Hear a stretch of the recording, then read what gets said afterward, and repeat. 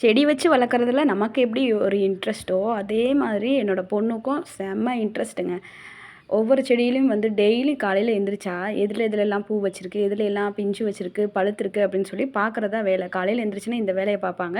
அதிகமா இன்ட்ரெஸ்ட் எல்லாமே இந்த செடிகள் மேல தான் எங்க பாப்பாவுக்கு. இந்த கஸ்தூரி வெண்ட கூட நான் பார்க்காம விட்டுட்டேன். அதுக்கப்புறம் பாப்பா தான் 3 கஸ்தூரி வெண்ட இருக்குமா பறிச்சிடலாம் அப்படின்னு சொன்னா.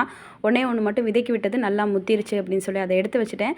நிறைய விதைகள் நீங்க கேட்டதெல்லாம் எடுத்து வச்சிருக்கேன். வாட்ஸ்அப் நம்பர் குடுக்குறேன். நீங்க வாட்ஸ்அப் பண்ணுங்க. என்னென்ன விதைகள் இருக்கோ அனுப்பி வைக்கிறேன். சரிங்களா?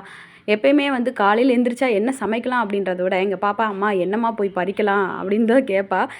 தோட்டத்தில இருக்கிறத பறிச்சு சமைச்சு சாப்பிடலாம்மா, நல்லாயிருக்கும். என் ஃப்ரெண்ட்ஸ் எல்லாம் அதான் கேட்பாங்க. உங்க அம்மா வந்து டிஃப்ரெண்ட்டா செஞ்சு குடுக்குறாங்க.